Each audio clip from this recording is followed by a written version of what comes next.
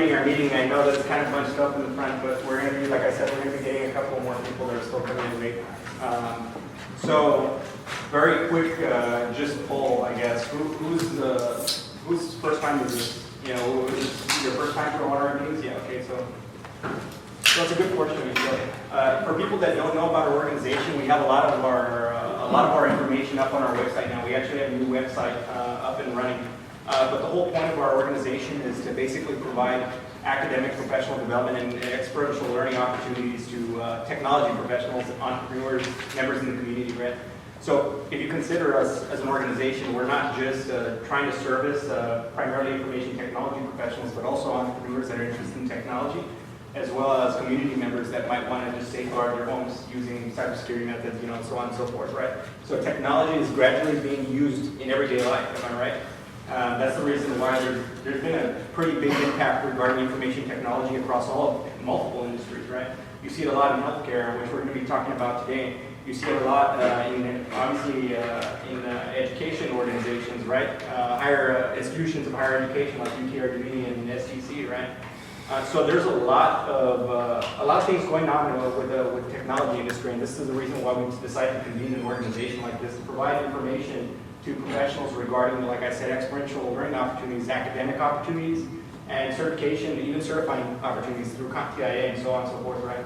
So one of the quick announcements that I would like to make right now at the beginning before I forget is that Eventbrite, if you sign up for Eventbrite, make sure to check off at the front. From now on, every monthly meeting, you'll get a continuing education unit certificate of completion. So that is very important in a sense, because this one, if you have Security Plus, this would be great for you. Because when you turn in that certificate to CompTIA, what they're going to do is they're going to take that certificate with your registration information, right?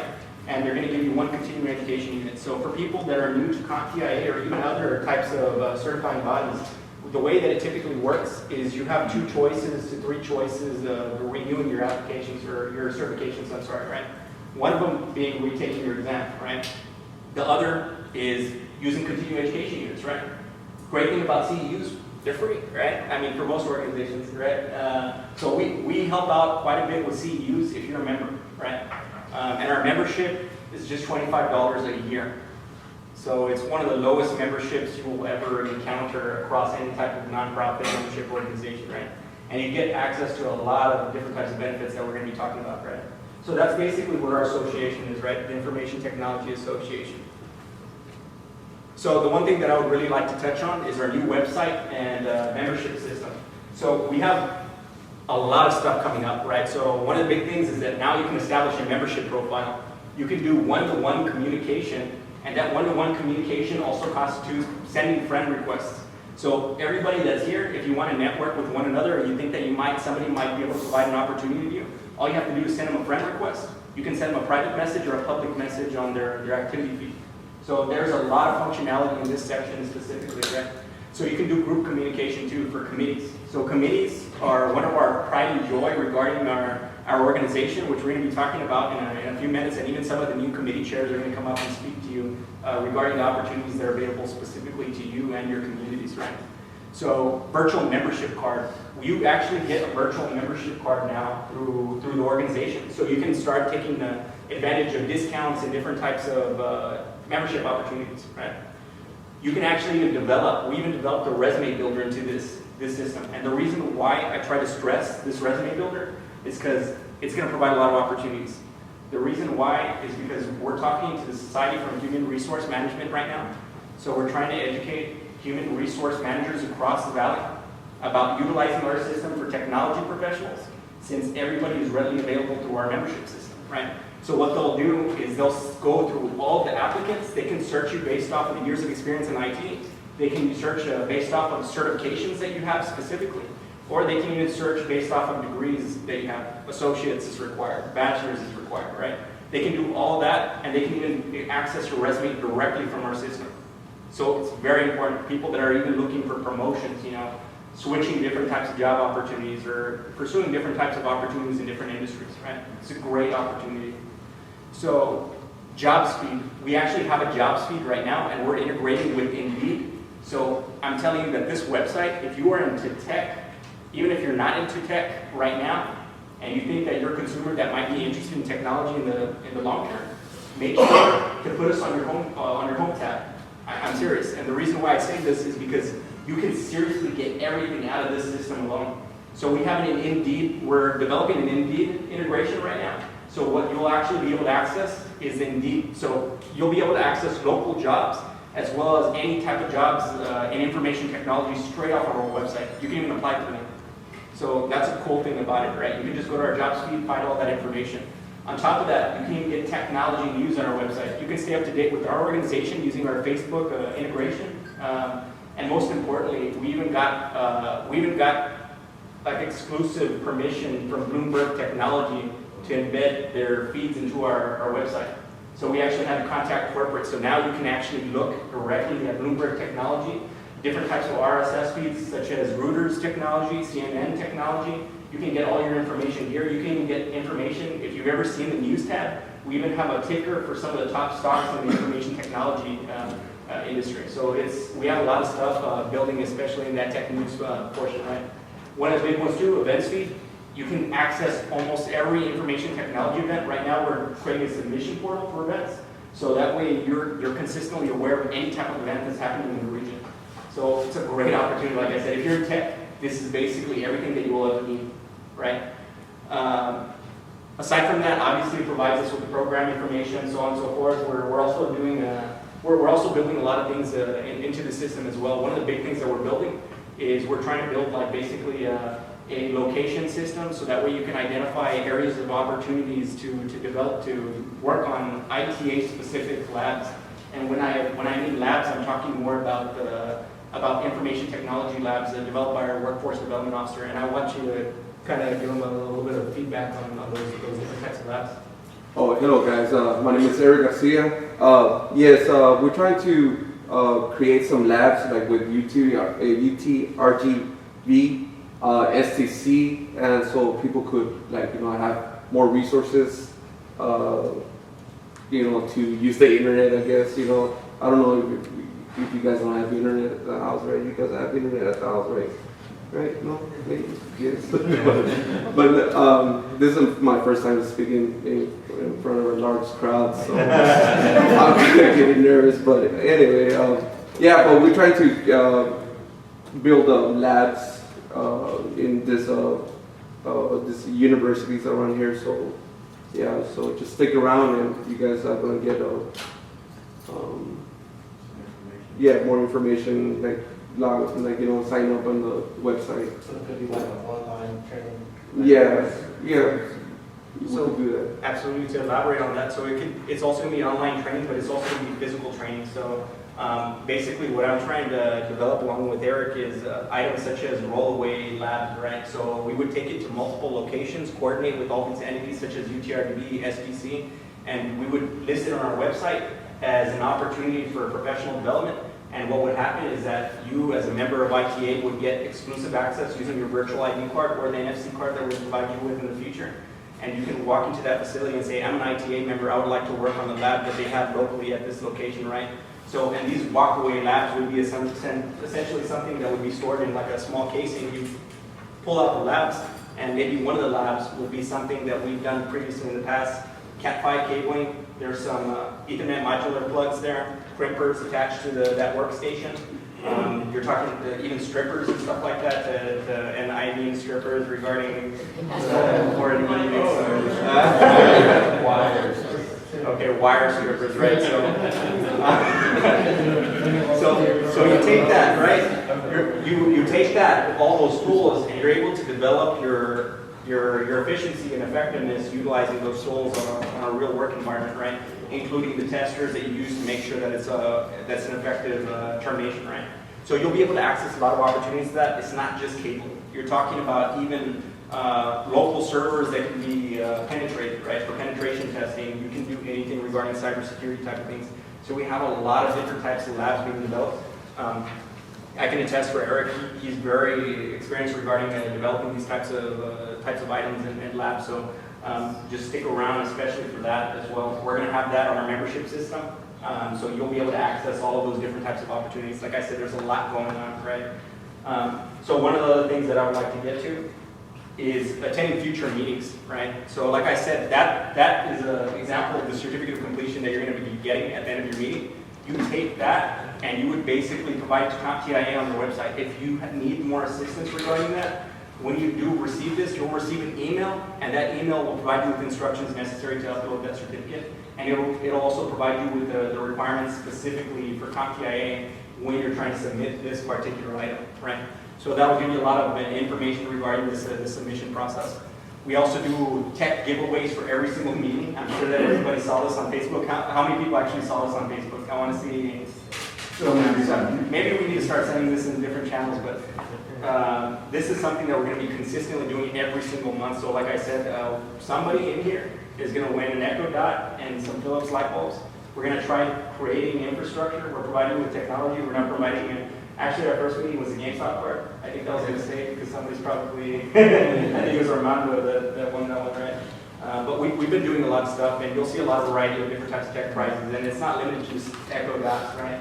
We're going to start doing stuff such as, obviously I wouldn't go to the point where we're giving out routers and stuff like that, but I'm talking about like Tetra Pineapples like we've done previously with B-Sides. You're going to see a lot of great gadgets here, so make sure to attend and find out more about what we got to offer. Of course, one of the big things too is networking. One of the major things to do down here is to network, right? Everybody's in the information technology industry. Some people are trying to get into industry. And some people, most importantly, have a big impact on technology usage around the area. It might not be in technology, but might have an opportunity for you to expand your skill sets. So this is a perfect location to really to get involved, right? So one of the big things here that I would like to talk about is primarily membership. So to be able to access a lot of these opportunities, you need to be a member, participate on the website. Like I said, it's $25 a year. All you have to do is log onto our website and sign up through there, and you'll be a member. You'll get immediate access to your virtual card. So the virtual membership card will open up a lot of these different types of opportunities for you specifically, right? And we're actually doing a lot of discounts, and we're even working with. I'm sure that people probably go to UTRGV Continuing Education, right? UTRGV is Continuing Education. They offer PMP training for people that are in project management. They offer Mac OS repair courses for people that want to do specifically Mac repairs, right? They even have an IT leadership course out there at UTRGV, and the great thing about it is that right now we're currently working on establishing a discount with one of our board of directors with the UTRGV Continuing Education. So ITA members will be able to access that. And one of the big insights that we would like to also push is that people that even have undergraduate degree programs, or people that have undergraduate degrees, right, and would like to pursue further education. Right now, I actually spoke with one of the vice presidents from UTRGV for graduate programs. And there's a good possibility that ITA will have their own unique scholarship for grad programs for MSIT, Master of Science in Information Technology, and the Master of Science for Computer Science. So great opportunities, like I said, there's a lot going on there. Just make sure to get involved. Like I said, these $25 a year will pay off. Whether it's through the food outside or whatever it is, it will pay off, I guarantee you. It is great. It's a great opportunity to get involved, right? So one of the things, like I said, is specifically talking about membership, and I would like Deanna to elucidate on some of the different types of features that you would be able to get regarding your membership specifically. Hello, everybody. So if you become one of our members, you have access to different programs, like our Tech Control program, our Teach IT program, as well as other future programs that will be coming out in the future. You'll also have access to the committees. You'll have access to CEUs, the continuing ed credits that Andy was just speaking about, access to discounts. We have local partnerships that will be giving out discounts. One being 555, you get 20% off. And hopefully in the near future, when we have our food trucks, we'll also have some of them. You'll have access to an NFC card, which Andy briefly spoke about a little earlier, as well as all the functions to our website. And you'll have a membership profile that comes with your membership on the website. Thank you very much, Dan. So one thing that I would like to elucidate on this too is the NFC. That's what we're currently developing at the moment right now. So after our website's up, we wanted to make sure that the infrastructure was there. But the NFC card for people that are new to NFC near field communication, that card is essentially a membership card that you can gain access to discounts like you would with your virtual card. But on top of that, it also emits a signal, right, or a frequency that basically takes any type of user with a Samsung or modern Apple, modern Apple iPhone that has the capability with Samsung Pay or Apple Pay that has RFID scanners, right, and NFC scanners. It will take that card, and when you attach it to somebody else's phone, it will direct them straight to your membership profile, which happens to have your resume, right, and happens to have all your activity in your groups, such as your committees and stuff like that, right? So everything can be accessed directly from our system regarding employment. So when you're out there networking, now you have a new piece of tech to take out with you, pull out your ITA card and say, I don't have a resume on me right now, but I have one on my ITA card, right? So it's a great new thing that we're developing, right? So professional development series, this is something that I would like to briefly talk about, right? So the professional development series, previously called lecture series, but we would like to call it professional development. Why? Because it's not purely lecture, right? We do a lot of hands-on training as well, so you'll get a lot of hands-on training. You can get virtual training as well as in-classroom type of training, right? So as you can see, that's Carlos V up there. I don't know if you'd like to go ahead and stand. Carlos V is from BTX1. He was teaching that class. He was primarily about, I believe, what was the course on? It was pre-existing networks, right? It was optimizing and cabling best practices, focusing on layer one. Perfect. So that's a perfect example of a single CU. So everybody got a certificate, just like the one that you saw there, and they were able to upload that certificate, and that gave them credit towards a Network Plus. So it's a great, great opportunity. You got to learn about technology, and most importantly, the most effective way these classes run is that a lot of people work, right? So you're only able to access these opportunities after hours or online. These classes are typically held after hours because they're taught by working professionals. So it's great to be able to access all these different types of programs and opportunities, right?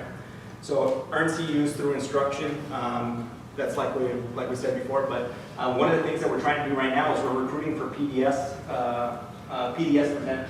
So if you know somebody, or you personally have a really strong skill set in a certain area, you have your certifications or experience in that particular area, and you want to teach a class, you can actually earn a CEU, and it's called the Teacher and Mentor CEU under CompTIA. So if you have a CompTIA cert, it would help out a lot. Right now we're doing CompTIA. Yes, in the future, we're planning on doing Cisco stuff. We're planning on doing other types of proprietary continuing education, right? And in fact, you can even use this for Cisco items too. They have a continuing education program. It's just that CompTIA is a more wide-scale, non-proprietary use of for certification purposes, right? So that's just a call out for presenters. So if you would really like to present, great opportunity to represent yourself, to represent your company if you want to represent your company, or just yourself if you want to just represent yourself, right? Great. It's a great place to also learn how to basically help instruct other types of members. So if you're seeking a teaching position in the future, this would be great, or even corporate training, right? Great opportunity for experience purposes. So apply to professional development series. When you go onto our website, all you would have to do is click on professional development series under initiatives. Under programs, I'm sorry. If you want more information, you can always contact George Cisneros. He's right there. jcisneros@stidham.org. You can send him an email and he can get you set up with PDS. But like I said, the application is there on our website, right? So we're also calling for instructors through Tech Control program, and this is something that I would like to specifically hand off to Robert Torres. I pretty much wrote down all my stuff, but you already did the entire slide. But for those that don't know me, I'm Robert Torres. I'm the Tech Control Manager, and we've basically been obtaining a lot of our jobs through contact and pretty much word of mouth. We currently have toned down the work a little, only because we're currently looking for an IT instructor to kind of take the lead on these projects. Right now, the two jobs that we have pending are, we have a job in La Jolla, where we're trying to transfer a home health agency from one location to another. Along with that, we have another where a residential home by B&J Investments, they want to expand the wireless network. A lot of these jobs are being placed, Mondays through Fridays from 8 to 5, so if somebody's interested, you can contact me. I'll leave my email's right there. You can go ahead and send a resume, and we'll be able to look over it, and we can go ahead and start assigning these jobs to you. Now, a bit of information on the position is that this is a 1099 position, so you have to also bring your own tools to kind of complete all these projects that they're kind of assigning to you. One of the major benefits, and I know I'm reiterating this, is the CEUs, which is the continuing education units. Now those education units, again, they come towards your CompTIA certs. But once again, if you're interested in taking on some of these projects, just email me. We'll go ahead and assist you in all that. Sounds great. So I would like to go ahead and add to that. So actually the tools, we're currently purchasing tools. We're going to start purchasing some more tools in the future. So right now, yes, but we were actually going to purchase crimpers and basic networking tools in the near future. So for the most part, unless they're specialized tools, these jobs won't be too difficult sometimes unless you're trying to drill through a concrete wall, right? But you'll be able to access all those different types of tools. We'll be able to provide you with some of them too. So we're currently in the process of purchasing those, right? But one of the most important parts is too, you might say, first of all, continuing education units for the instructor and for the person that attends those trainings, right? But also most importantly is that some people should probably go out there and they're saying, I'm contributing to the community. How? I'm instructing students how to perform these jobs in person. Second, I'm developing infrastructure in the region. And third, you're getting paid. So people are like, man, I get paid on top of that too. Those are the type of people that we want to get into these programs, right? Some of them will be 8 to 5. Some of them, depending on circumstances, the client might want to work with you. They might say, you know what, we can settle for Saturday or Sunday. You know what, we can settle for 6 p.m. to 7 p.m. or 6 to 8 p.m. Right? So we do have guidelines regarding this tech control.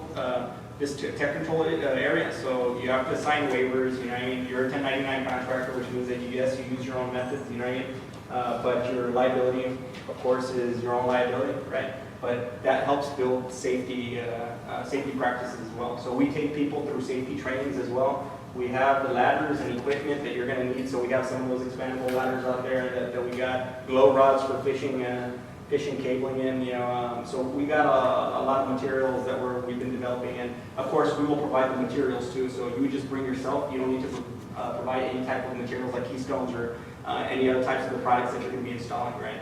But like I said, you get an extra paycheck just for being a part of this type of field, right? So you can walk out. Typically what we try to pay, and of course we're not paying very, very excessively, but we do pay slightly above market price. So typically, most people might say that some job or wage rates may be around $8 to $10 regarding entry level to not intermediate, but entry level area technicians with about even 2 years of experience, maybe. So we're paying about $12 an hour. So you go there, you work for $12 an hour. If it's a multiple day project, you still get $12 an hour. So it's a great opportunity to earn some extra funds, right? And you get to instruct people as well on how to do these different types of policies. You help build competency in the region. So any questions regarding that? So actually one of the things that I would like to discuss very, very briefly about tech control is we're actually developing a mobile application for people to get up on tech control, and this will help also facilitate CEUs in the future. So I don't know if you would like to provide a brief explanation about the tech control application. It's actually being done through the Software Development Committee.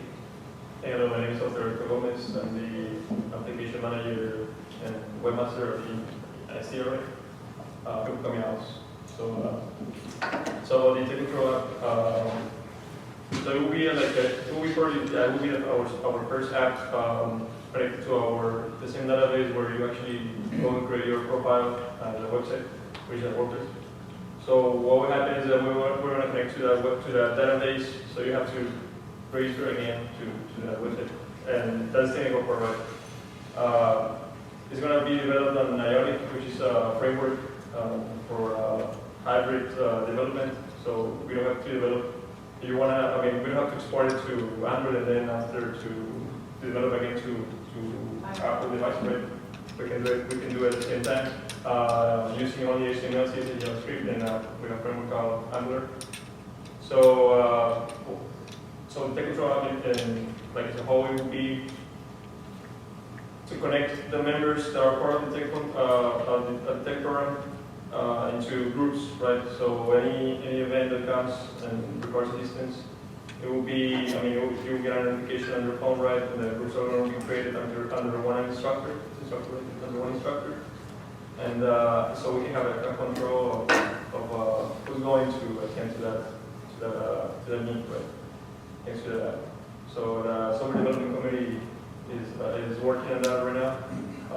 And actually, I would like to take a moment to congratulate the new, our first chairman of the software development committee,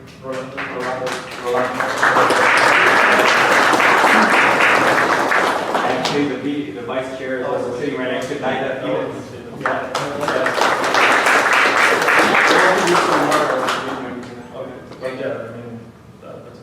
Perfect, thank you. So basically, that's that in a nutshell, right? So you'll be able to access that application. It'll show the arrival time, departure time. They take that duration, and for most people that are new to CompTIA and different types of organizations, they report based off of an hour. So 1 hour is equal to 1 CPU. Simple transition, right? So we'll be able to record that, and then you'll even get to develop a transcript. And those transcripts will be able to be sent to CompTIA, and they can be like, okay, there's one here, there's one here, there's one here, there's one here. Net Plus, Security Plus, A Plus, you know, they'll have quite a few of those versions, right? So it's a great thing. Also, what we're trying to do through SHRM as well, and all the human resources managers in the area is we're trying to get that tech control transcript, and you actually go and upload it onto their application website, onto their applications, you know what I mean? And they'll go and review it, and they'll be like, okay, well, he has a lot of experience in these types of areas. We're trying to educate human resource professionals to consider the technical aspects of IT, because it's very difficult to understand IT in a sense, right? Especially from the human resource perspective. So going on official committees, if you guys are interested in committees, and we're just going to try to get to the guest speaker, everybody's probably excited, right? So the official committees, there are official committees that actually go out into the communities and develop infrastructure around the region. So if you're really interested in trying to serve your committee as a technology leader, or even if you're interested, maybe you're a new member, try to be a participant of these committees. You're going to be able to talk to some of the committees. And in fact, the committees will probably come after. I'll introduce the committees right now, but after the presentation, the entire presentation, they'll go ahead and give you their a couple of minutes of their time to share with you what they're trying to do. But some of the committees is business intelligence for people that are trying to establish open data around the region, right? IT management committee. Okay, that should have been, I don't know who put that there. That should have been IT Tech Leadership Committee, right? Sorry, Dennis. So the Tech Leadership Committee incorporates a lot of different types of aspects, such as project management. You're talking about IT governance, right? IT security, especially in the management sense. Also, one of the big ones is also lean IT, ITIL service management, a good portion of management areas, right? Cybersecurity, obviously everybody knows what cybersecurity is. Actually, one of the big cybersecurity things that we're trying to provide to our committee right now is we're actually partnered with Mission Police Department. So they're providing strategic crime data to our organization, and we take that crime data and we provide cost-effective solutions, which we actually have a camera that's worth about $10 per unit, and we face it towards the street.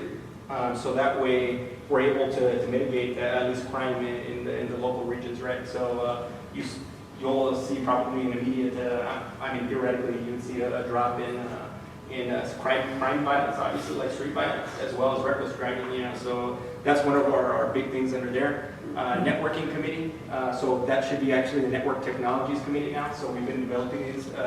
So the Network Technologies Committee is obviously getting into the regards of infrastructure development and so on and so forth regarding connecting and communicating between 2 points, right? So it's developing the community at large, right? Trying to establish a clean network infrastructure for even the smallest firms that can't, that don't have the capability to establish these types of networks otherwise, right? Software development committee, people that are interested in coding and developing automated applications, that would be something very, very interesting for you, right? So we're currently electing for chairman, vice chair, and secretary for business intelligence. So that's the only one that we still haven't had. So if you're interested in business intelligence, just make sure to come to me and we can set up a meeting. I can add you to the Slack, and then we can congregate and we can talk about these types of items, right? So I would like to briefly just mention these areas, and this is the last slide actually, aside from the vet slide, right? But the cybersecurity committee, actually, these are who were elected over the past couple of weeks actually. So cybersecurity chairman Orlando Gomez, vice chairman Jesus Rodriguez. Jesus up there. Congratulations, vice chairman. Secretary Brittany Rosa, she just walked out. So now network technologies. And I would like to welcome our new chairman, Carlos Villarreal, up front. Vice Chairman Michael Hilton. Secretary Felipe Resendes, which couldn't make it today, unfortunately. So software development, Chairman Rolando Peña again. Vice Chairman Daida Felix. And Secretary Marcus Leach. And our tech leadership, he's not here, sorry. Tech leadership Chairman Dennis Stort. Vice Chairman Leo Chapa. I'm not sure if you walked in, no, he didn't. Secretary Edward Markowski. We're going to have them come up front and towards the end of the presentation, if you want to join the committee, talk to them. They can get you tapped into their networks, right? So people that have anyone in San Antonio, make sure to refer them to the San Antonio Slack. We have ITA sanantonio.slack.com. Also, we actually have a coordinator up there, and her name is Nancy Hill. You can contact her at nhill@civ.org. So if you know anybody here, you can take a picture of this or just write it down. I'll give you about 20 seconds or so. Okay, time's up right now.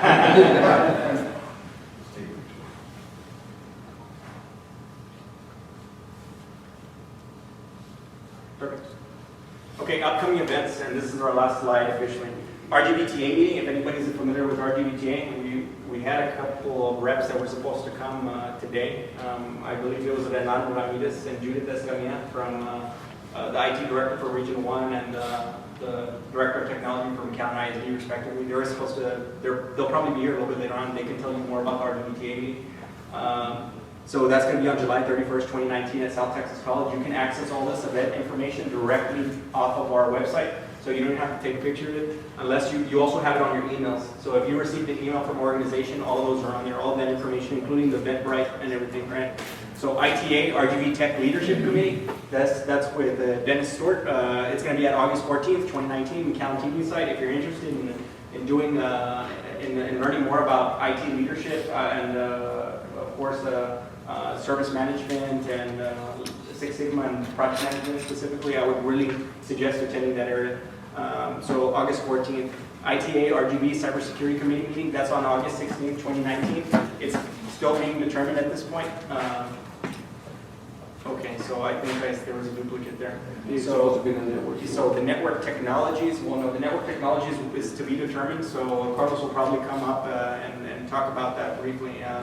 But it was a software development committee, right? So the software development committee, when is your meeting? I'm sorry. It should have been the Friday before. August 23rd? Okay, so there was a mistake there. Sorry about that. So August 23rd is going to be at the McAllen teaching site. If anybody that's interested in software development, make sure to get there to that meeting. It's really, really effective in a sense, right?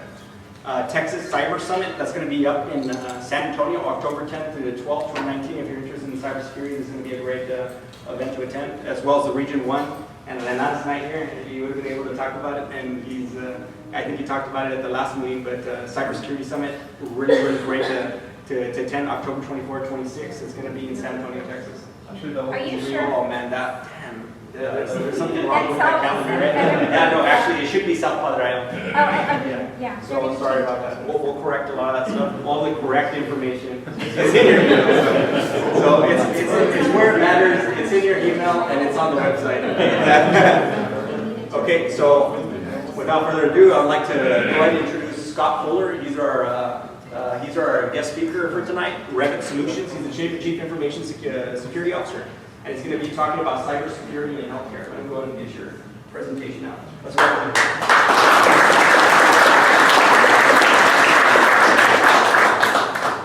Thank you, everybody. It's my first time learning of this group, and I'm really impressed. It's pretty cool, all the things that you guys have going on.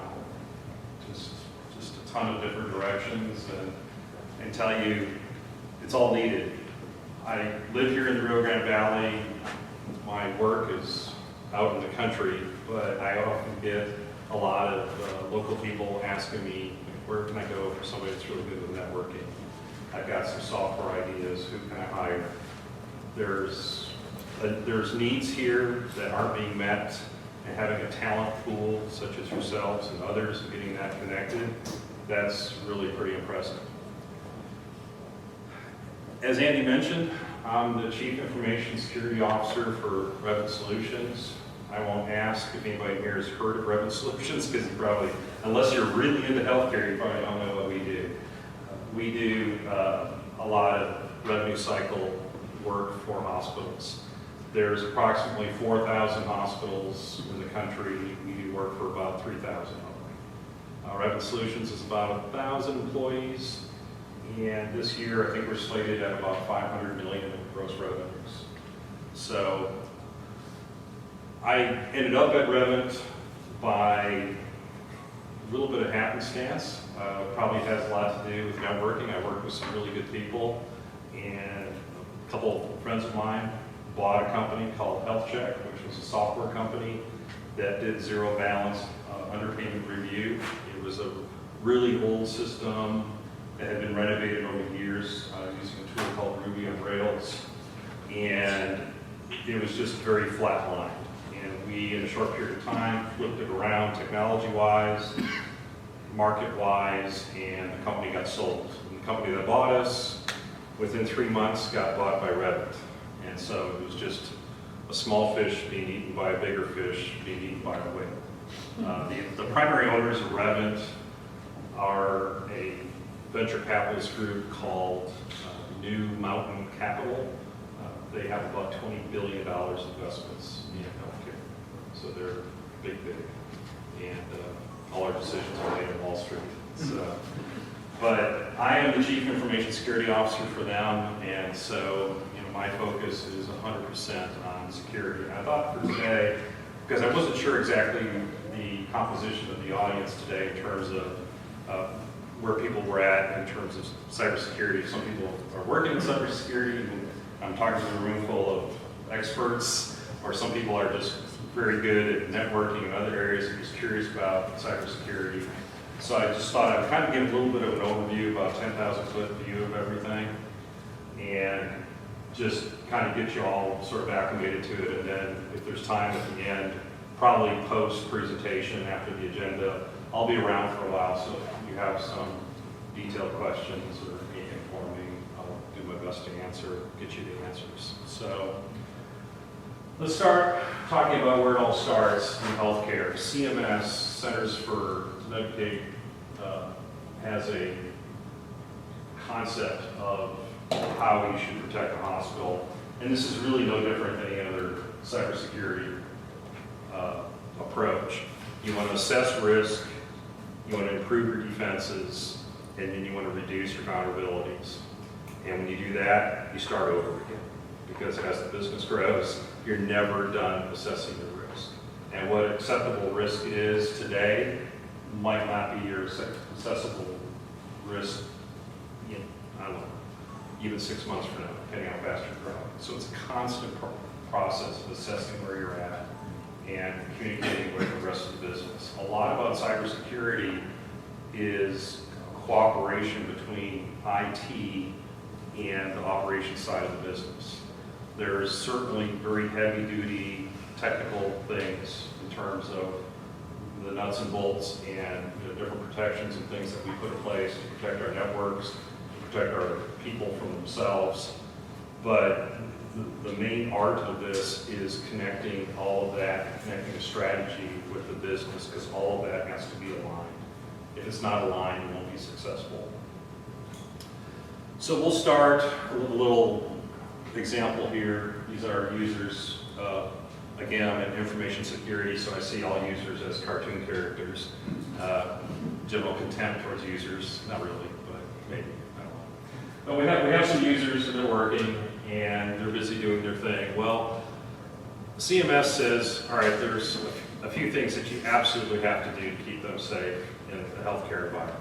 The first thing is build a firewall around them and limit their network access. Pretty obvious. I mean, who conducts themselves anywhere without a firewall nowadays? But also there's also limiting their network access in terms of kind of protecting them from themselves, kind of keeping them in their appropriate stables, if you will. The next thing you have to do is protect PHI. PHI is protected healthcare information. There's a whole big thing about what that is, but basically it's any type of data, whether it's on paper, on a computer, anywhere it's at that could identify a patient, where they live, the medical condition they have. It only takes a few little pieces of random information for something, the whole thing to be qualified as PHI. And PHI is the lifeblood of the data within healthcare. Everything is built around protecting PHI. PHI is, when it does get exposed or there's a breach, it's extremely expensive, and I'll get into some of those costs. Generally, it's nothing for hospitals to have a breach, and it ends up costing them $5 million by the time it's all done.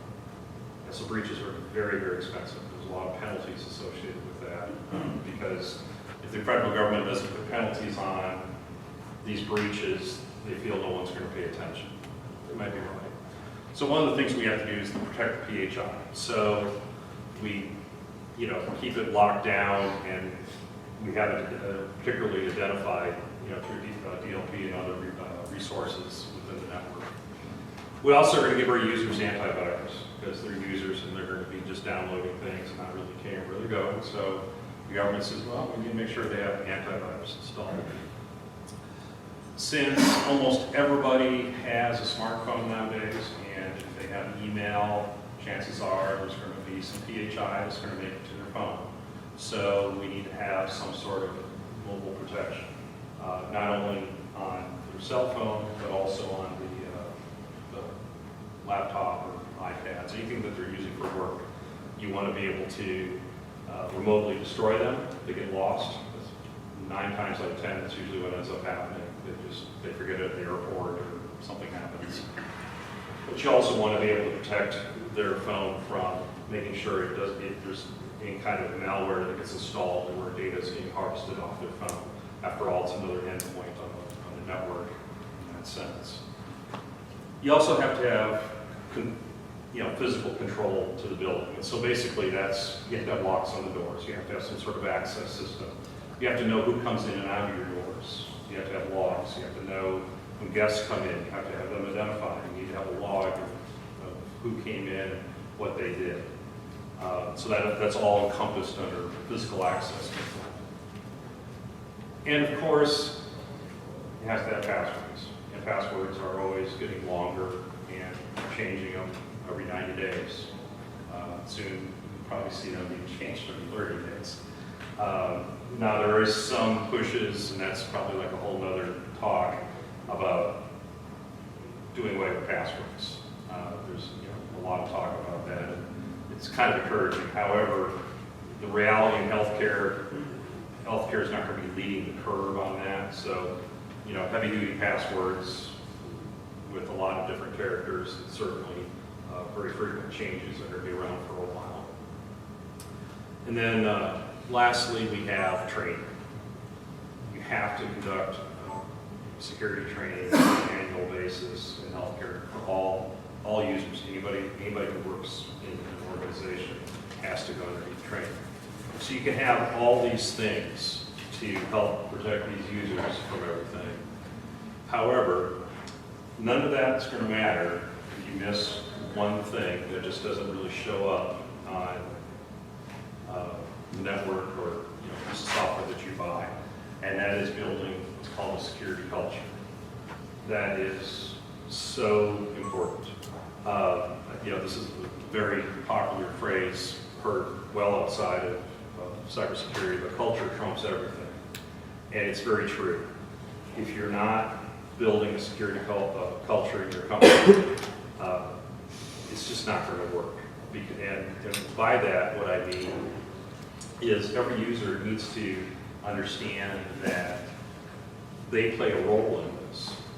If they feel like, well, oh, we have an information security officer, our networking team takes care of us, I've got this software, and they just kind of go bolting around doing whatever, you're going to end up in trouble.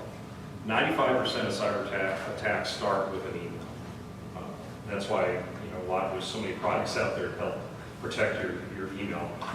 It always starts with that. And why? Because it's always the weakest link. It's always the user that's going to say, wow, there's a prince in Africa that wants to share his money with you. Or whatever the latest thing is. I can tell you with our company, what was happening was we were getting hacks, people were coming in and getting the CEO's information from our website, and you could find his cell number on the website, and so you would get a text to your phone from the CEO's phone that said, gosh, I want you to drop what you're doing right now, go and get $200 worth of cash cards, and then take pictures of them for me, because I'm somewhere and I really need you to do this for me. Out of 1,000 employees, we had a couple that went as far as to buy the cards, but there's something, a little bell went off, and that's called culture. Then before they actually sent the pictures to somebody to start checking, this just feels weird. Why is our CEO feeding this? And, we found out, yes, that's, one of the more common attacks. Another statistic is 49% of non-point of sale malware is delivered by email. Okay? And so, yes, you can filter a lot of things, but there's still ways that emails can be crafted that directly use you to go somewhere. They go there, they click on some things they shouldn't, boom, now you've got some malware in your system. Antivirus can, if it's not, something brand new today, antivirus is probably going to help you there, but still, where you want to stop it, you want to stop it with the user. And the other thing is 28% of all breaches involve internal actors. So breaches are usually evolve around employees' behavior, they're doing something wrong, or it's just sloppiness. It's just them not taking it very seriously. So all of these things just roll up into this thing we call culture. And it is something that it's just very important when you get into cybersecurity to look at this side of it. Our company, we work with a lot of people that are new to cybersecurity. We bring them in as an analyst. They kind of get into engineering from there, and then engineering into maybe like an ISO position with one of the service lines. And through that course of study, they come in, they learn all these technical things, they end up building out some really cool analysis tools to look at logs, and then as they continue to mature, they realize it's less technical and more interpersonal.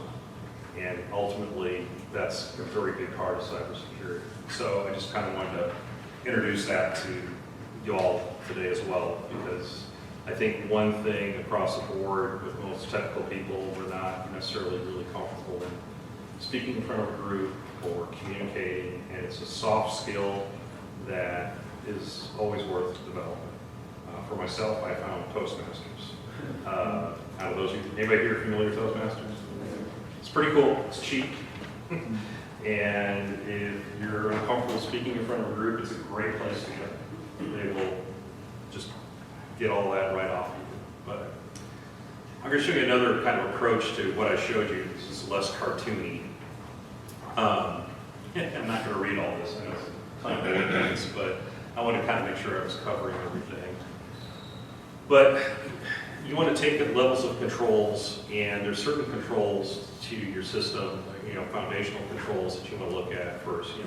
We talked about a lot of this, perimeter security, tying down all those endpoints and things that, that the users are at and what they're doing, access control, user provisioning, access management, two-factor authentication, multi-factor authentication as it's called now, is huge. We almost don't see anybody not doing that now. It's being rolled out everywhere. Vulnerability management, making sure everything's patched. That was something that came up in a pen test. We acquired a new company, and they had a very nice setup. It looked all very secure. They had all the audits, everything looked really nice. And they had a pen test they conducted in February, and it looked good. So I was happy, and then I decided, well, I'm already hiring a company to do a pen test. Let me just have them scope in this new data center that we sort of inherited. We're eventually moving them onto our Azure platform. But they did the pen test, and they stopped doing patches in February, right after the pen test. Well, I forgot the name of the vulnerability that came out in April, Big Blue, I think it might be called. Oh, yeah. But basically, it allows you to self-promote yourself to global admin if you manipulate it correctly. And sure enough, our pen test team that we had come in, they logged and we gave him some credentials, and within 30 minutes, he was global admin. Pretty scary. So, and it all evolved around a patch that wasn't installed in April. And, you know, some people just get lazy with that. So these are, you know, again, these are some of the controls that you just have to make sure that you're doing. Security awareness training is huge, not just in healthcare, but healthcare it's actually dictated that you do have all the users trained. You know, you want things set up correctly and make sure your team has the right skills, whether that be certifications or whatnot. And then there's always compliance audits. I've got some slides on those coming up. Good controls, these are kind of moving beyond the foundations. You know, you want to start formalizing some processes, and this really has a lot to do with just the size of the organization. Generally, as an organization grows, you want to make sure everything's scalable, including whatever you're doing for security. So you want to, you know, try automating as many things as you can. And there's a lot of tools out there that allow you to do that. Like I said, we're using Microsoft Azure. They have a tool called Sentinel. It's not general availability yet, but we've been using it for, gosh, probably 18 months, and it's pretty phenomenal. And it can tell you everything you need to know, and if it catches something, you can teach it what to automate and how to correct it, and put it back in the dashboard as a, you know, completed vulnerability. I get reports every week on how many man hours it saves, and it easily, I want to say this week, my report said it saved 118 man hours. So it's pretty impressive. And that's just not a plug for that tool. There's a lot of other tools out there, but it's part of, you know, making whatever processes you have scalable. Detection and response, looking at your logs. I see this as a big mistake a lot of people make. They set things up and they have it really nice, and then they never go back to actually look at the logs, or they never look at the dashboard until they suspect something is wrong, and then they find out, you know, they've had a problem for 3 months and they just never looked. Huge issue. And you start looking at user behavior, and that can evolve a little bit more into behavior shaping, which I'll talk about, which is an advanced concept. Risk assessments. This is just a further proactive look rather than auditing because, well, somebody's coming in and you're auditing. You audit yourself and try to see, you know, where are my risks? Audit every vendor we have. Our company, we have 350 vendors, and if the vendor even comes close to touching data, we actually conduct a HIPAA risk assessment on that vendor. And I think like right now it's like 118 vendors every year that we conduct a risk audit on. Even the guy that comes to us, the shred, because he's touching PHI. And so I need to know from them what policies and what they do. So that's, again, becoming a little bit more proactive than the compliance-related audits. Governance, I heard that term mentioned earlier, Andrew's talking, is a great way to run IT in general. Governance can be a whole great big discussion, but basically it involves bringing people outside of IT or outside cybersecurity into the decision-making process and allow a committee of people in the organization to actually set your priorities. You sort of chair that because you know more, but you bring them in. You meet less resistance, it helps build culture, and when you tell someone, you know, I'd love to do what you want me to do, but it's going to take me 10 months, they understand why, because they're involved and they understand all these other priorities that they've agreed upon that are before what it is that they want. So governance is a huge thing. Strategic planning, mobile device management. I would argue mobile device management needs to belong in the first column, just because just everybody has a smartphone, and most organizations have spread their Outlook or whatnot to their cell phones. Advanced controls. There's business alignment, working more with you know, the organization, where they're going, and really trying to understand that key risk indicator mapping.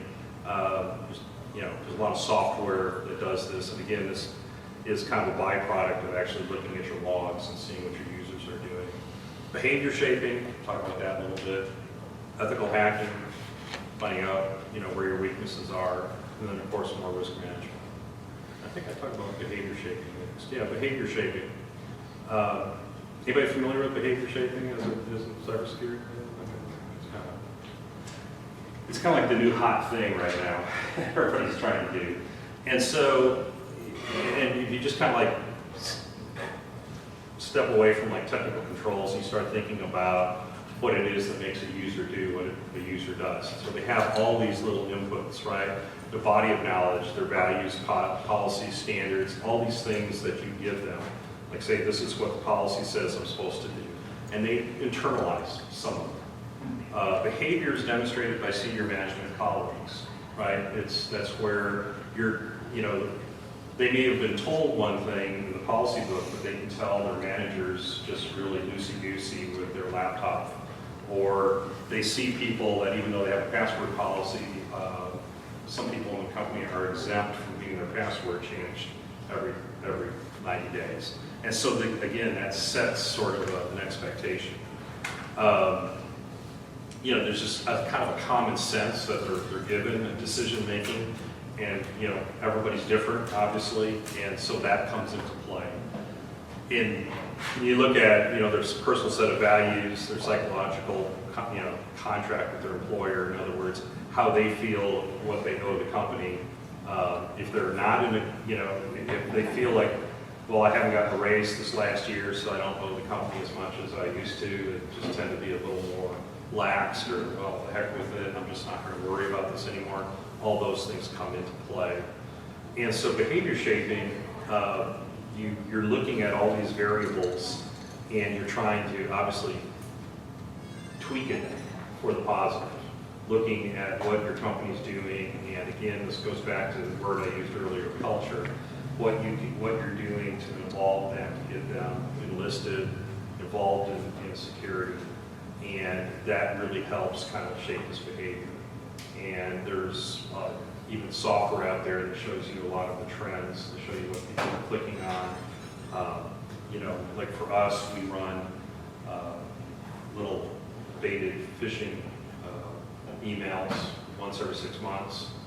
And I again, out of 1,000 employees, we get probably 10 to 20 every 6 months that will click on something that they know better. They know better.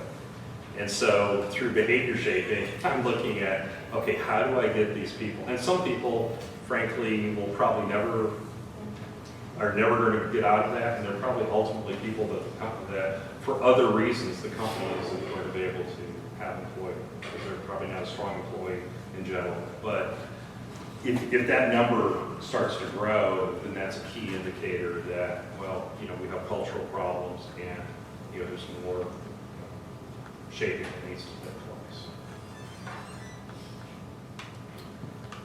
We were talking about risk in that one slide with a little triangle, and so just kind of having, you know, a little spectrum. On this side of the spectrum, we have a less complicated business.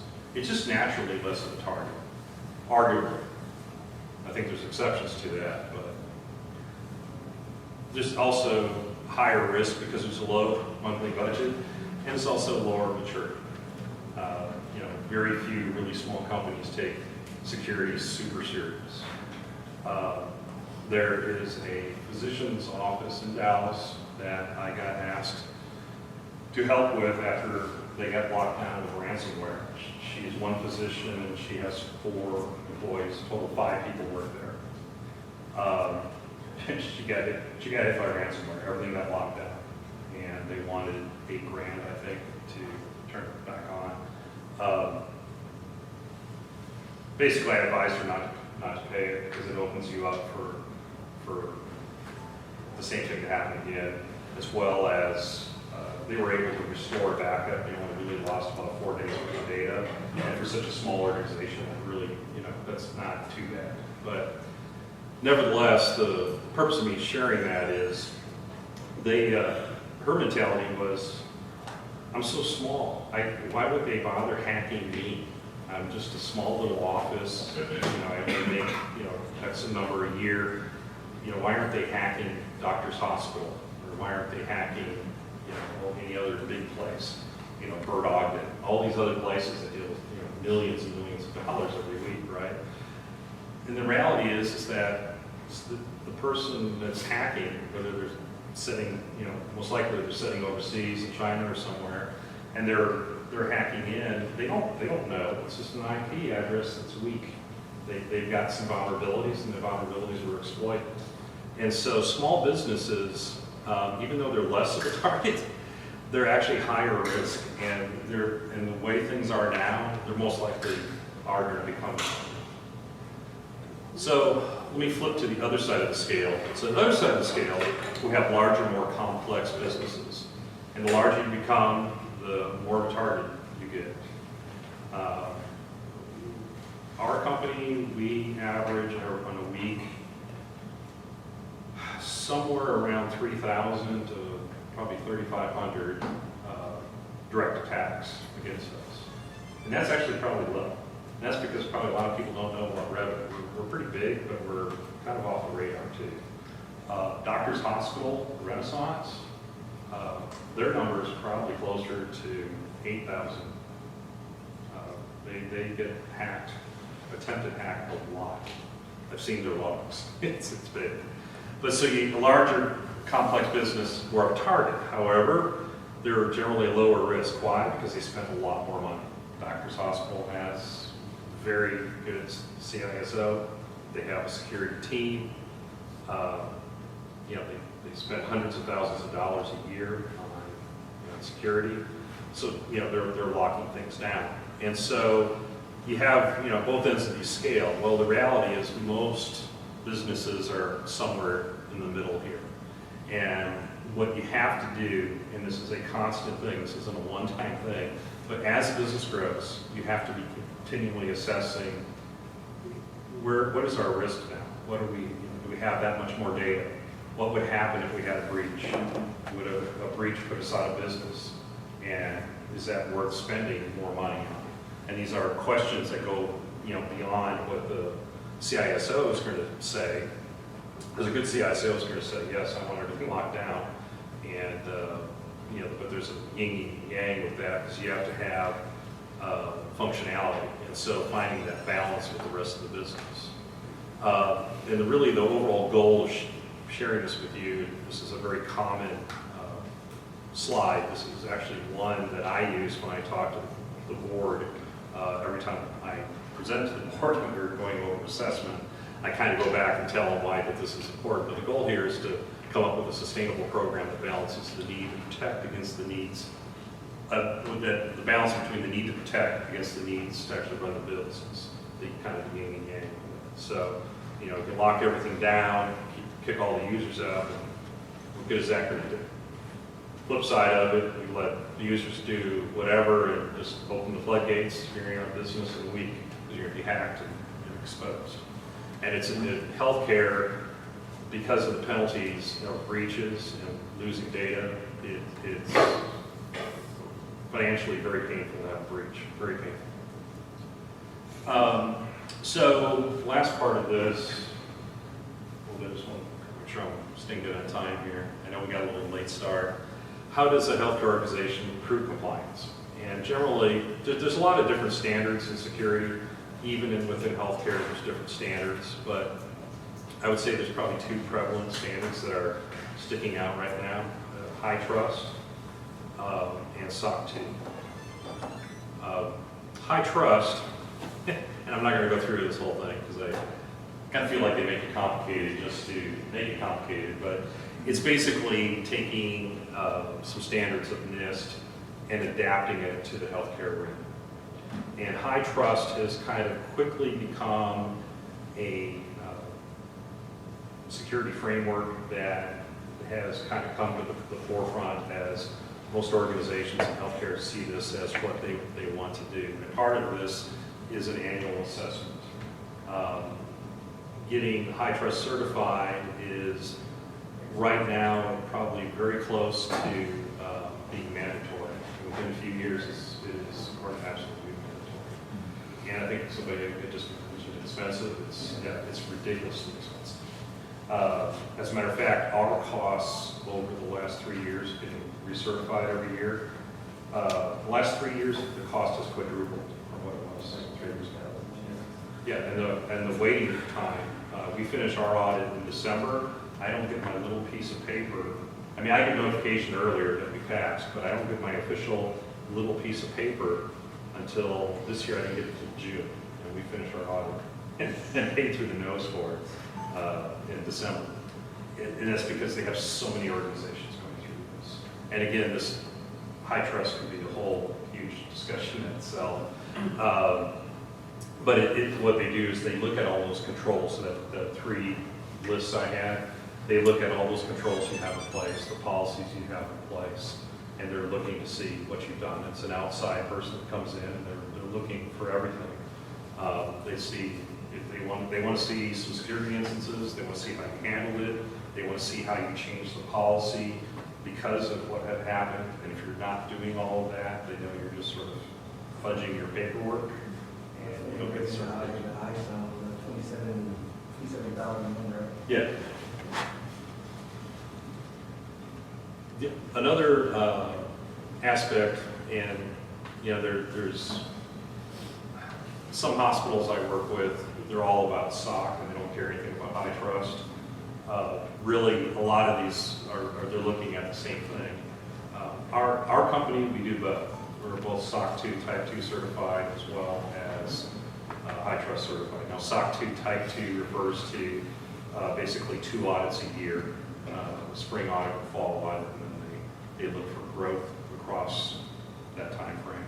But there's 5 trust principles with SOC audit. Now, SOC audits are not nearly as expensive, and the main reason why is basically CPA firms conduct these.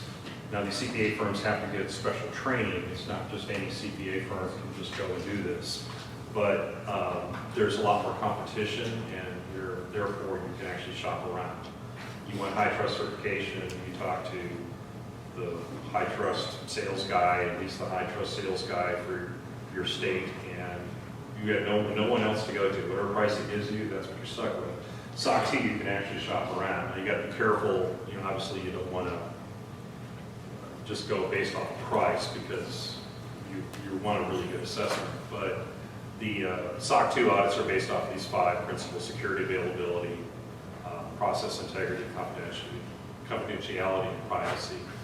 And a lot of the things that they look for map almost one-to-one to high trust. And so, really it's just who is doing it. High trust sort of has a little bit of a brand name to it. SOC 2 is a little bit more flexible. But these 2 aspects of the industry are really how most healthcare organizations are proving to one another that they have safe, not just systems, but safe practices. It's a safe environment. And so, like a lot of companies in healthcare, hospitals share. I think a general hospital will have easily 100 different vendors that they will give PHI to do different things with.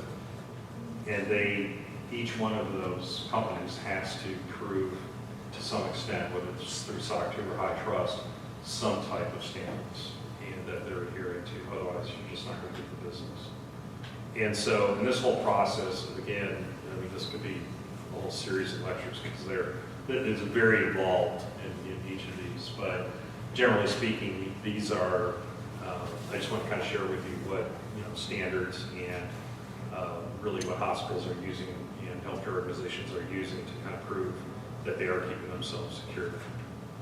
My last slide, I just wanted to kind of leave you with some facts. This is from IBM. My son's a developer with IBM, so kind of stole it from one of his things, but he doesn't know, so it's not going to be on YouTube, is it? Anyway, 61% of organizations are worried about cybercrime. It's a big thing. I would say that that's probably even bigger, and they see it as a big threat to the reputation. In healthcare, it is death. There's a newsletter that gets published with anybody who's had a data breach in the last quarter, and if you see the companies that get listed there, most of them won't be around a year later. And hospitals get listed there. It's a really big thing. A lot of people lose their jobs if they have a breach. It's a huge issue. 70% of data of security is actually concerned about cloud and mobile security. Cloud computing is really starting to come a little bit more into healthcare. Healthcare, naturally has always lagged a little bit. They kind of want to see things get proved out somewhere. But Microsoft just announced a partnership with Providence, St. Joseph Providence Hospital. They are going to make them 100% cloud-based and a hospital of the future. I think that term's used a lot, but Microsoft's going to make it a show place for what Microsoft can do for a hospital. So everyone's kind of following to see what that looks like and how a hospital running 100% of Microsoft Azure and Microsoft products works. And when they're hanging that out there like that too, there's going to be a whole bunch of people trying to hack into that too. So it should be interesting how that plays out. This other number I completely stand behind. 80% of enterprises have difficulty finding security skills they need. Cybersecurity is a very hot area right now, and there's probably no market hotter than healthcare. Healthcare and cybersecurity is just everybody's looking for help, and that just doesn't mean employment opportunities, but I mean that just means consulting opportunities. These audits that come in, people that kind of help with the audits. There's all sorts of levels of security help that organizations are needing. The average cost of a breach, $6.5 million. All right. Mobile malware, how many devices that affects. And I think this is your average business. They're using about 85 different cybersecurity tools from 45 different vendors. Microsoft and other companies are trying to stop that from happening. Interoperability is a really pretty big thing.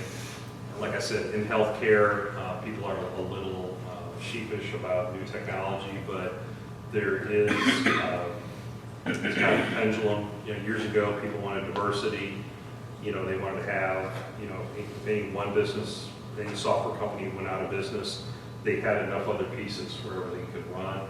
The pendulum is really swinging back the other side now, and people just want one vendor that fits everything, takes care of the business. There's really large electronic health systems called Epic and others that they're a one-stop shop for a hospital. And plop that on top of a Microsoft cloud, in theory, you have just a couple of vendors to deal with. You're cutting down on a lot of that variation. So, with that, I think that's the end. Yeah, that's the end of it. I want to thank everyone. If anything, you guys got a free car wash out of it tonight. Those of you who came here. I'm going to be around for a while in the back or wherever we adjourn to. So I will. If you have any questions or anything I wasn't very clear on, let me know. Thank you.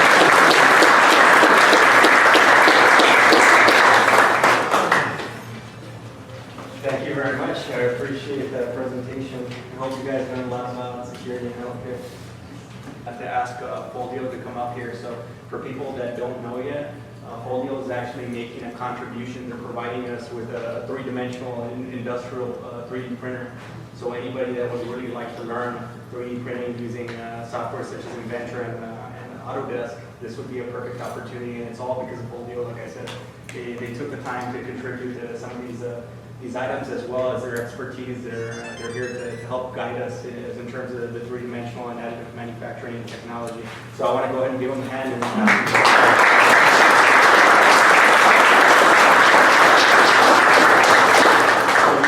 Introduce yourselves. Yes, thank you very much. Well, I'm Jose Laguna. Jose is my son. Probably some of you can already picture that. He just needs to lose a little more hair and he will be like that. So, well, thank you very much, Andy. Thank you very much, all of you, for having us here. So, well, yeah, we started this 3D technology company about 3.5 years ago here, actually here in Mission, and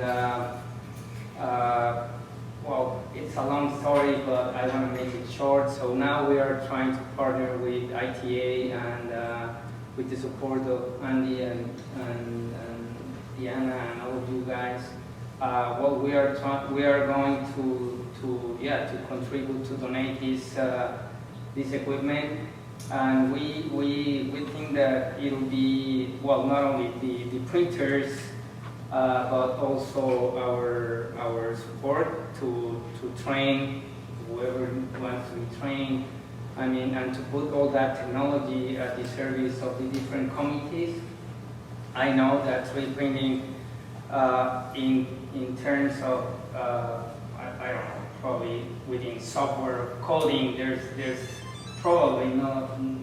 I don't see any application right now, but in the other ones, the tech ones, there's a lot of applications for developing special tools, personalized tools, or to develop or help anyone that is coming to the organization to try to develop a product, to make a prototype, well, there's many things. I mean, anything around the hardware that is used to do all the IT stuff, it can be very helpful.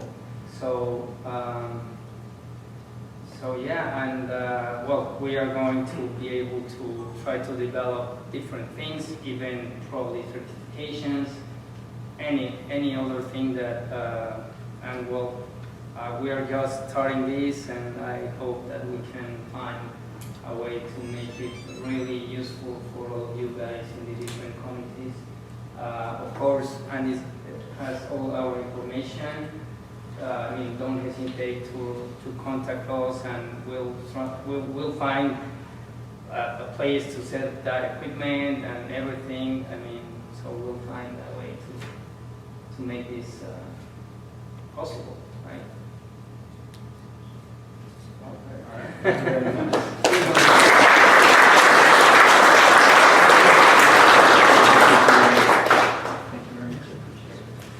Yeah, these guys are great with three-dimensional printing. Like I said, probably experts in their specific field. So if you'd really like to network with them, grab one of their cards. You know, they can teach you quite a bit about three-dimensional printing and any of the software out there in the industry. So really effective. I know I see a couple of you guys, especially that are interested in 3D printing. So this should probably be very exciting, right? Thank you again. I appreciate your contribution. Thank you very much. So I just want to go ahead and get this done because I know that everybody's probably hungry, right? So I just wanted to make this very brief. First of all, I would like to actually get, Ray. He's right back. He'll be right back. Okay, so let me go ahead and get this out of the way for Ray. Ray was going to tell you a little bit about this, but make sure to keep connected with us. This is how we provide you with all of our information, any type of new type of programs, opportunities such as through Folio. Make sure to get this information.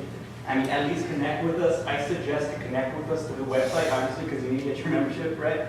Slack, because that is up-to-date, very quick information, especially for committees if you're involved. And at least Facebook, Twitter, LinkedIn, or Instagram, at least one of them. to get any type of up-to-date information, right? So that's my suggestion personally, and that will really carry you far in this area, like I said. So really trust my judgment and at least get on the 3 of these platforms, like I said. So now that this specific area is completed, I just want to go ahead and just have our committees just step up and provide a quick announcement regarding basically your duties. Of course, I'm inviting all committee members or the chairman if you prefer to come along, or if you want to talk as a group, if you already collected your thoughts, you're more than welcome to come up. So we'll go ahead and start in alphabetical order, right? So cybersecurity. All right, I know Orlando Gomez, chairman, he's just right there.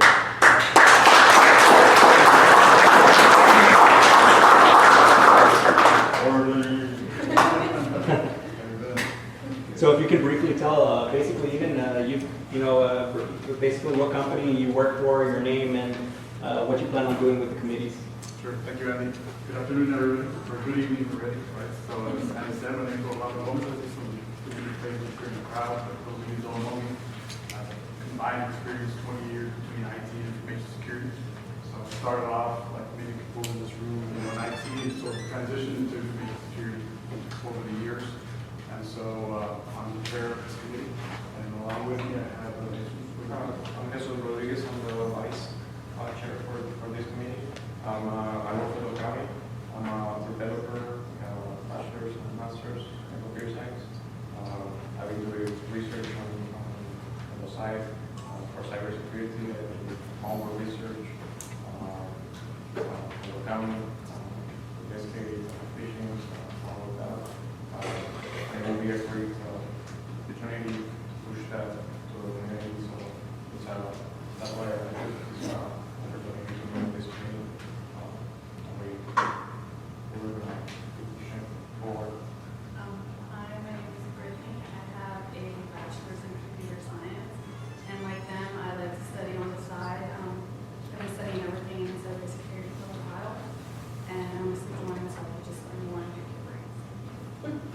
We have a few other committee members who are not with us today, I believe. There's some that are there in the crowd. But we welcome you all to join if you have an interest in cybersecurity. Between our combined members of experience here, we hope to help this organization grow. And I'm happy to see this many people here. I hope it continues to grow, because I want to say, I'm sure it's been emphasized here, but your participation is important in the success of this organization or association. So thank you, everybody. Appreciate it. Thank you very much. Anybody interested in cybersecurity, you can go ahead and meet with them, especially in networking sessions, pick their brains, try to get involved. I encourage you guys to get involved. This is a great opportunity to do so, right? So I have to fill out my alphabetical chart, so networking. Yeah, network technologies committee. So Carlos, if you'd like to come up, I'm not sure if anybody else is Michael Wilton, right? So go ahead and briefly introduce yourselves and what you do and what you want to relate about your committee. Hi guys, my name is Carlos Galgado. I work at PTX1 Communications, and I do not have a degree in any comp or comp sci or anything. I actually have a degree in journalism. But when I finished college, I realized there wasn't a lot of work in that. So long story short, started off as an installer, and I've been working with that for the past 10 years. Now I manage wireless and wired network deployments. And so the point of this organization is to really build and break networks, and in the process, build on the foundation that will help you expand your IT skills. This committee is really going to be focusing on your first 4 layers of the OSI model. You guys are familiar with that. We're talking your physical, your data, your network, and your transport. So with that being said, as you guys know, those first 4 layers are huge. So there's no way I can explain all that. It's going to be troubleshooting, optimization, best practices, Wi-Fi, including some vulnerabilities. We'll probably have some overlap with cybersecurity guys. But at the end of the day, it's to really make you a better technician or better at whatever it is you do. With that firm foundation, you should be able to really get a solid grasp of what it is you're going to be doing next. And this is Michael, he's the vice, go for now.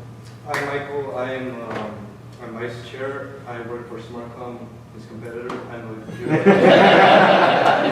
actually our customer.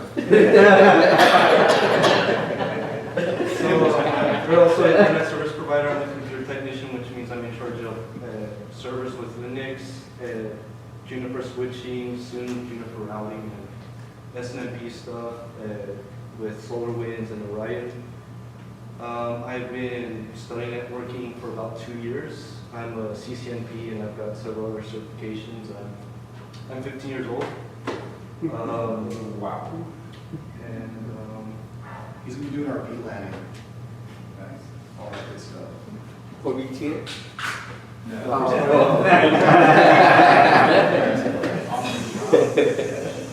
So that was.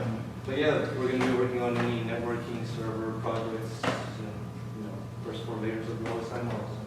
Yeah, and just to kind of real quick, we'll be having a class here potentially in August covering Wi-Fi best practices, and it's going to kind of delve into terminology, materials that are used in regards to Wi-Fi, and also talking about the vulnerabilities. So the disclaimers is for educational purposes, but there will be a degree of pen testing, Wi-Fi breaking networks.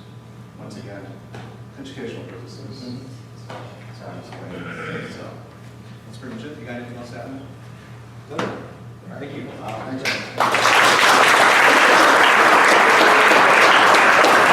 So make sure to network if you're interested in network with Michael and Carlos here specifically on that note. So the specific PDS, that's going to be a PDS session directly for committee members under the Networking Technologies Committee. So if you want to access that, you have to be a member, and then you also have to be a committee member for the Network Technologies, right? Regarding that, the class, the basically location and date is still being determined, but we will announce it as soon as everything's solidified in a sense, right? So this one will primarily be a lot of networking. I know that you said you sent me the list regarding that PBS, right? So it's going to be a lot of network type of infrastructure with a spin slightly on security. So I mean, you might want to attend as well from Cyber Committee. So aside from that, see, software development. So software development committee, I would like to you all come up. All right.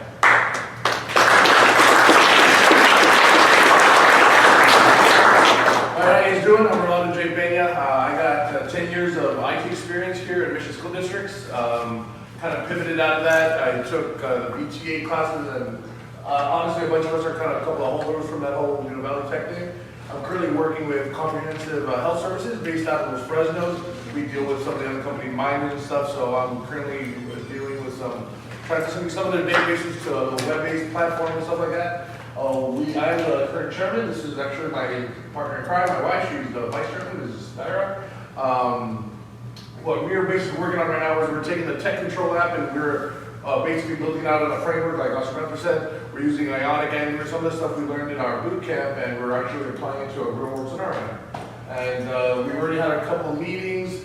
That's our basic focus right now is building out that Tech Control app, but we are going to be networking with some of the other committees also. If they need software custom built for them, stuff like that, we're going to try and help everybody contribute and help everybody out as much as we can. So, this is my wife.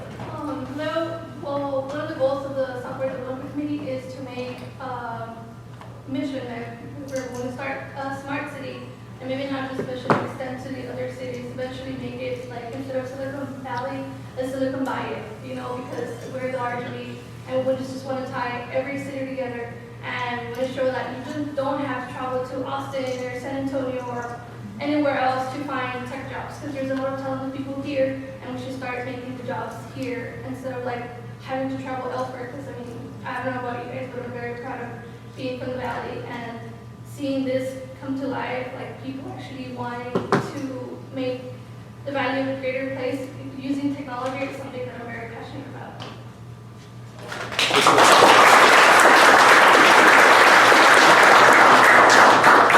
Software Development Committee, Silicon Valley. It's trademarked by Valley Tech, I think.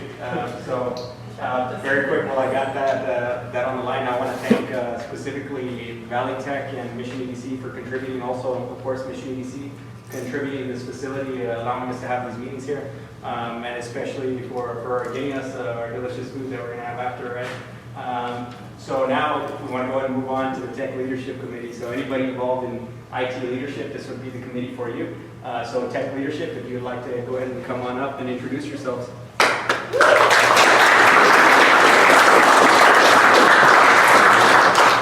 All right, so I apologize. Somebody actually attended the spiel earlier while we were waiting for the meeting to start, just to fill in the rest. So I guess as the rest, a little bit of background about myself. So I took an interesting path into technology.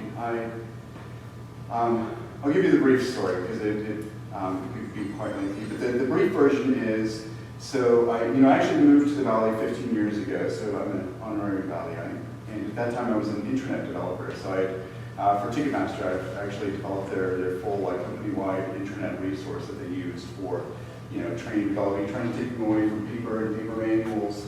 Eric probably remembers in those days to bring us into the modern age, and worked with them for about 13 years left. Actually, I'm sorry. Towards the end of that, I moved out of the operations end into technology and became the product manager for our business development, business intelligence and dashboarding platform. And did that for about 2.5 years, and dabbled in SQL development and application development as well. Left that, did some other things, and then through the Cyber Mission program, got my A+, Net+, and Sec+. Stepped away from that, and I was like, yeah, there's not a whole lot of cybersecurity jobs here in the Valley. What am I going to do?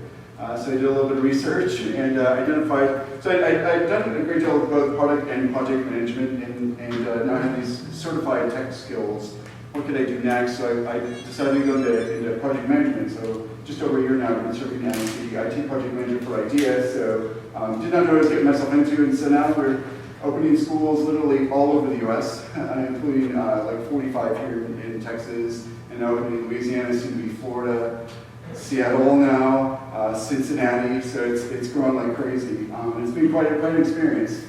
But beyond that, so two things became evident. So both in my experience as a job seeker, as well as my experiences now as a manager seeking talent within the area, and as our organization is trying to fill positions, it's become evident that there's a couple of gaps.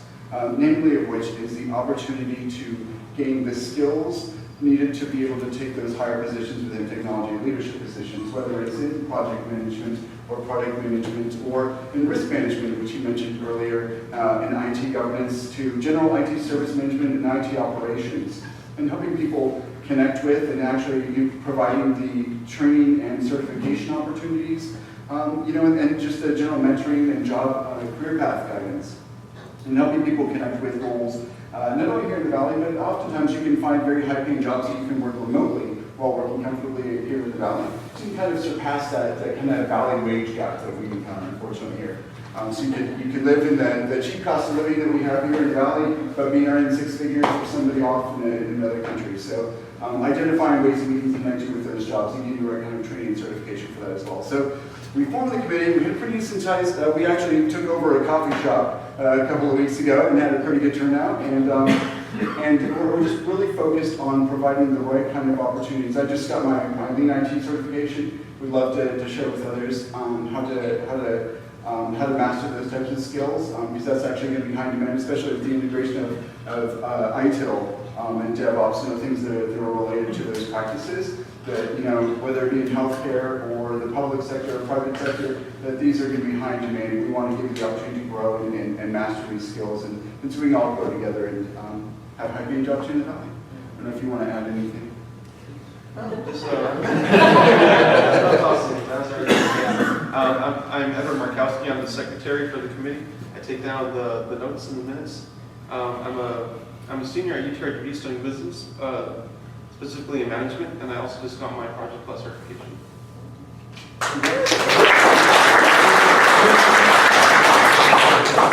All right, so if you are interested in joining the committee, feel free to reach out to me or hit us up on Slack. And as you noted earlier, next meeting is on August 14th at the UTRGV Training Center in McAllen.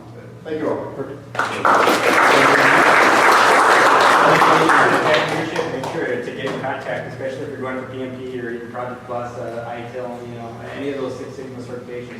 So I'm glad that you all got to meet the committees. I really urge you to get in contact with committees. If you're not a part of a committee, it will really help you out a lot. I'm guaranteeing you. You'll be able to interact with a lot of individuals in the community, you know, even decision makers in the community, because you're going to be coordinating with them when you're trying to develop basically the infrastructure of the region, right? So really get involved. And the way that I try to trigger you to get involved is to get on our website, like I said. On our website, we actually have group section, right? And you should be on that group section because that's where all the minutes are posted and that's where all the discussions are going to happen. So all you have to do is, and I'm going to give you a brief explanation, and like I said, we'll get out of here very, very quick, and it's a very quick demonstration of our website. So very quickly, so you can see this, we have our programs, so on and so forth, right? But I want to show you some of the more important sections, right? So let's say cybersecurity, right? So you click on one of the committees, right? You can actually, if you want to get in contact with any of these individuals, you can actually go and click on their name, and it will take you directly to their profile. And you can go ahead and friend people there, right? So right now, and I'm an administrator, so forgive the WordPress section at the top. It's not going to show that on your screen, right? But as soon as I log in, which is my profile is up here, right? I can actually friend as soon as, and it's up to him to accept my friendship request. So you can public message him on his activity feed, or you can private message him as well. So you can even look up people, basically their profiles, right, and so on and so forth, right? For people that do have a membership already, utilize it when you go to 5x5, right? So they're one of our discount partners. So what you're going to do here is you go to your profile, membership, you click on a membership card, and there's your membership card. It's smaller, obviously, on the. This is a more responsive type of application, right? So it's going to be smaller on your phone, but you would show that to 5x5 and they would give you the 20% discount, just like any other type of partnership discount or any other type of access requirements for facilities such as an accounting teaching site. They'll probably ask you to see if you're an ITA member, right? And all you have to do is click on discount partners and you can find out where you can get your discounts from, right? So that's the membership. So another thing that we added, which is great, is our resume section, right? So you can actually manage resumes from this area, right? If you don't have a resume, you just click on add resume. And if you want to type out everything again, like you would on a typical resume, such as the education experience, you can just go ahead and upload your resume, right? You can actually upload multiple versions of your resume and you can submit it for multiple jobs, right? So you can have one for entry-level networking, you can have one for entry-level computer support, and you would be able to customize those specific experience or those resumes and submit it to the employers that we're partnered with, right? So like I said, this process is really effective because we're trying to get in contact with SHRM, UTRGV, and as well as the NBC. They're assisting us with a lot of these different types of efforts in the community regarding these types of jobs, right? So what you would do on here, and we're still in the process of integrating the jobs feed, but the jobs would appear right here, and you would be able to go, and honestly, this will be up to date 100% of the time. This is real time, basically data flowing in about jobs, right? So that's the jobs feed. The news section, we're still working on the news section, and we were actually updating the Facebook, so the Facebook section might be down. But you can actually get on here and you can stay up to date with some of the big tech areas right here regarding the stock prices, so on and so forth, big movements, right? Bloomberg Technology, like I said, they gave us exclusive rights to, of course, they gave us rights to go ahead and put the material on our website. We have the top tech firms 2019. We're currently updating the Facebook. This is where Facebook would be, correct? And you have CNN and Reuters Video Technologies. These are consistent real-time data feeds. So you're able to stay up to date 100% of the time just by clicking on the ITA website.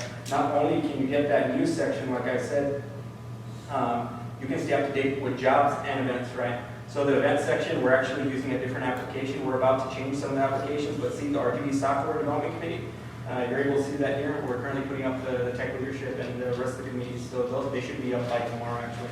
So you'll be able to click on here, and you can actually go in there and find out all the information regarding where the venue is going to be, what time it's going to be at, right? So like I said, there is a lot of functionality in here. You can even send private messages. This is where you would check it out, right? Aside from that, if you have any questions, you can actually go ahead and on this bottom section, you can send a chat request to our team, right? So we'll have a team on standby. Right now, we're accepting internships too, like of course unpaid to help facilitate with basically management regarding our website and as well as memberships and stuff. Basically like support centers, right? So that's what we're doing right now. So we got a lot of functionality. There's still a lot to come, like I said, especially with what we're talking about here. So that's the membership system in a nutshell. If you wanted to go ahead and purchase your membership, you can do that through here, right? Even if you want to search, actually one of the things that I want to show you, view all members. You can search the rest of the members and you can add members. Like I said, if you meet somebody here at our meetings, you can add members and friend them, right? Member search form. This is for employer students, so they can actually search and query by years of IT experience, highest levels of education, as well as different popular certifications like Cisco, and we're adding stuff like AWS as well. So we got a lot of stuff going on. So just go to our homepage, like I said, and make sure to click on the sign up option for $25 a year, only $25 a year, right? And select your 1 year membership level, proceed with your purchase, and you'll get immediate access to any of the opportunities that we have to offer. So like I said, it's a great opportunity to get involved. So leading with that, I would like to actually ask Deanna, because I know that Deanna had a quick announcement for you. Thank you. Oh, absolutely. You can join more than one committee, so I urge you to be a participant in these committees. Very quick. Also, there are consistent elections for these committees, so in the future, if you want to serve on a particular committee, talk to your current chairmen and vice chairs and secretaries and see how you can serve as a member or how you can serve as a future elected officer. Okay, guys, so I have to apologize real quick. I've been struggling all day with a migraine, so I wrote down my speech. So please excuse me if I'm reading it off and I'm saying it from the heart. I wrote it from the heart though. Andy, can you please come over here? Okay, so Andy, you're an inspiration to all of us. Your hard work and dedication keeps us motivated. You always have advice to share and are willing to help us at any time. You inspire us to be our best selves and encourage us to climb up the education ladder by providing us with learning opportunities. We would also like to thank you for all you have done for the organization. You share the same vision we do, and a lot of us do actually, but you decided to make the first move or a step. And after the first step, you didn't take any baby steps or let us take any baby steps. We just like ran. And you've taken this organization to levels that usually you see in a company that's been running for 5 years or so. As someone mentioned earlier this week, you're not just working on our present, but you're working on our future. An IT hub here in the Valley was one of the major goals that we have, or is one of the major goals we have, and it seemed very unrealistic. In fact, a lot of people laughed and stated it was wishful thinking, but more and more we see the light at the end of the tunnel, and the goal seems to be getting closer and closer. With that said, your vision isn't just helping us get what we want, but it's also helping infrastructure, members of the community, and our future generation. We're proud to be led by a boss, mentor, leader, and friend like you. Thank you for all you do. Very much.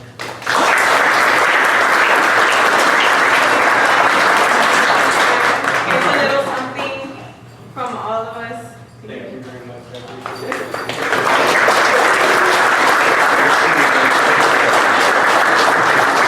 It's really hard to keep that as a secret, by the way. Yeah, I know. He changed my agenda last minute. So. Thank you very much. Yeah, I really appreciate it. Thank you guys. Okay.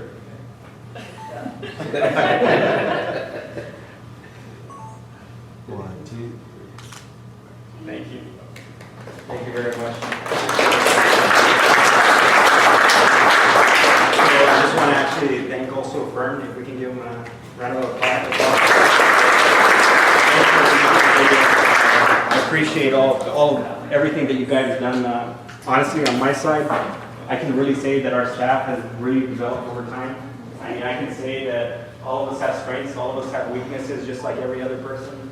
But I've seen a lot of your strengths over the past couple of months, and you've developed, honestly, immensely. And I want to thank you guys for staying by my side this entire time. I really appreciate it.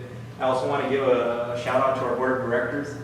Boyd Garza, he's actually our new chairman. Boyd Garza is our new chairman on the board. Jay Shree Bach, she's our new vice chairman from UTRGV. If you don't know Boyd Garza, he's the current chief operating officer for Michigan DC, and Jay Shree Bach, she's the assistant vice president at UTRGV for graduate programs and continuing education. So all of you guys have been really supportive, and I want to thank every single one of you for being here when we need you the most, right? So I want to give everybody a round of applause, right?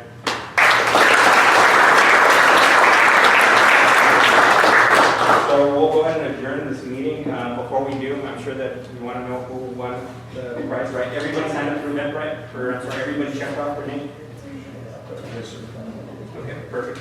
Let's get through it. I'm going to go ahead and take a random number generator. Between 1 and 41, every choice has an equal turnout, right? So don't blame me if you get selected. So I'm going to go ahead and click generate, and then we're going to look at the number that's on the list. Yeah, I can totally see that. 17, right? Okay. You see that? Yeah. 17.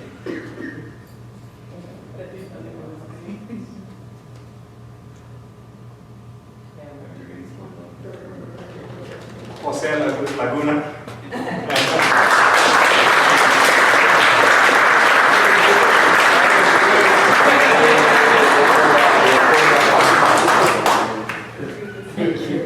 This is Karma's contribution for contribution. I think you want to take a picture real quick. Yeah.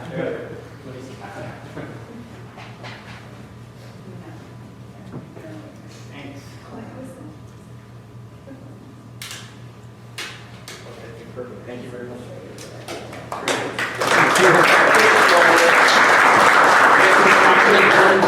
I want to really thank every single one of you for coming, and I hope to see you guys again at our next meeting, and I really hope that we're able to see more of each other.